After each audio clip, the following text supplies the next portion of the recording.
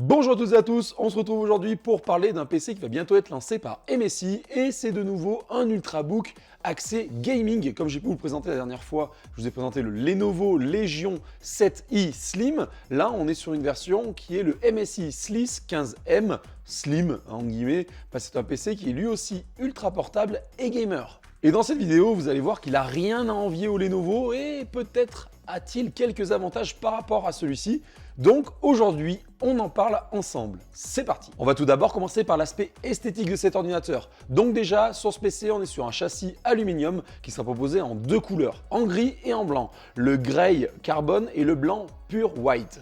Donc voilà, c'est des couleurs qui sont assez répandues, mais qui sont sobres et propres. Ça fait quand même toujours plaisir. Il est quand même joli cet ordinateur. Donc comme on peut le voir, cet ordinateur est très fin puisqu'il fait moins de 16 mm d'épaisseur. Donc là, on est vraiment sur quelque chose de très bas quand on voit que le Lenovo était déjà à 18,4 mm, qui est déjà assez énorme. En plus de ça, celui-ci pèse seulement 1,78 kg. Donc on est vraiment sur un PC Ultrabook très portable, mais vous allez le voir qui propose une configuration très intéressante. Mais on verra ça plus loin. Pour l'instant, on continue sur l'aspect esthétique. Pour ce qui est de l'écran, comme vous pouvez le voir, c'est un 15 pouces avec des bordures assez fines. On n'est pas non plus sur du borderless, surtout sur le bas où on a quand même un gros bandeau. Mais bon, ça reste un choix qui est assez répandu chez les MSI, donc c'est pas trop choquant. Si on regarde un petit peu le côté visuel du RGB, il n'y en a pas de partout non plus sur ce PC, uniquement le clavier, mais touche par touche réglable.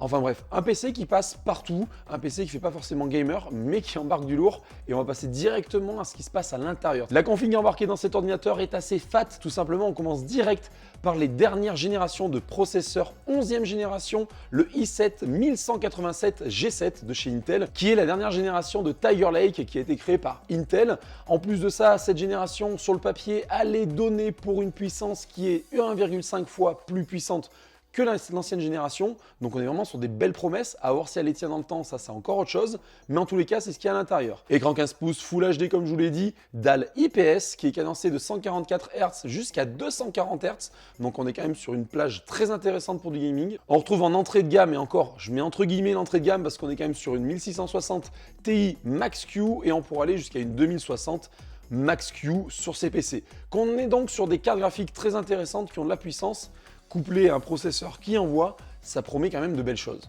Niveau PCIe, on est sur la génération 4 qui offre des bandes passantes qui pourront aller jusqu'à 7,88 gigabits seconde, ce qui est énorme. Donc dans ces ordi, ils sont équipés effectivement d'SSD en M2, tout simplement qui gèrent aussi le NVMe et qui auront donc accès à cette bande passante qui permettra un échange très rapide entre les données que vous avez à stocker dans le PC, le démarrage de Windows, le lancement des jeux. Donc la latence sera vraiment réduite, les chargements vraiment accélérés. On est vraiment sur le nec plus ultra du moment.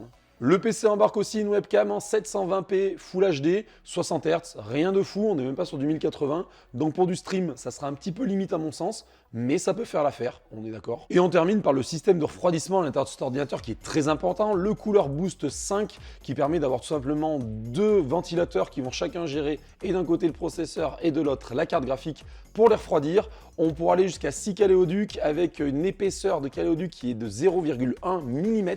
Donc on est vraiment sur quelque chose de très fin qui permettra de refroidir cet ordinateur.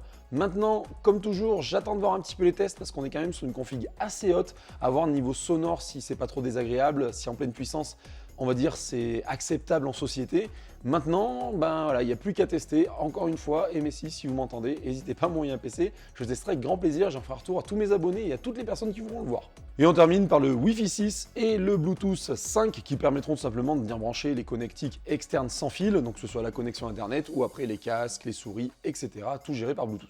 On termine par la connectique, on est sur deux ports Thunderbolt 4, donc on est vraiment sur la dernière génération de Thunderbolt, c'est très intéressant. Deux USB 3.2 en type A génération 2, donc pareil, une fois de plus, on est sur les dernières générations. Un port HDMI qui permet d'avoir du 4K en 60 Hz. Un lecteur de carte micro SD, donc là on est sur du micro, on n'est pas sur de la SD, donc il faudra prévoir des micro SD si vous voulez travailler un petit peu en créatif, qui seront adaptés dans des SD pour mettre dans les appareils photo actuels.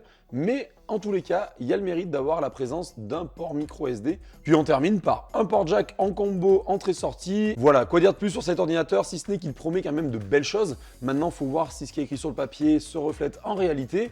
On est un petit peu comme sur le Lenovo, on est sur deux PC pour moi qui vont se faire concurrence à un moment donné, à savoir qui va tirer son épingle du jeu. Est-ce que MSI, via son côté gaming ancré, va faire la différence par rapport au Lenovo qui lui est plus axé professionnel au départ, mais qui commence à arriver dans les mœurs un petit peu, à se dire tiens, ça reste dans du gaming.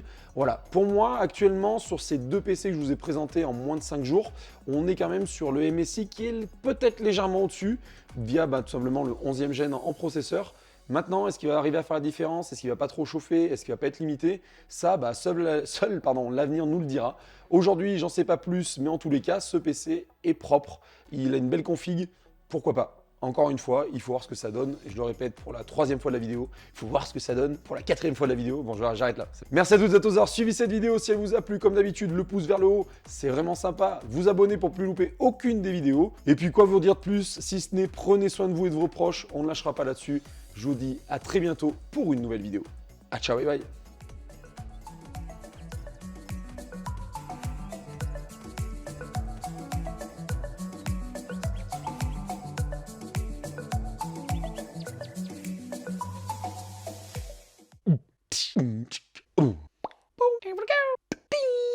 Boom.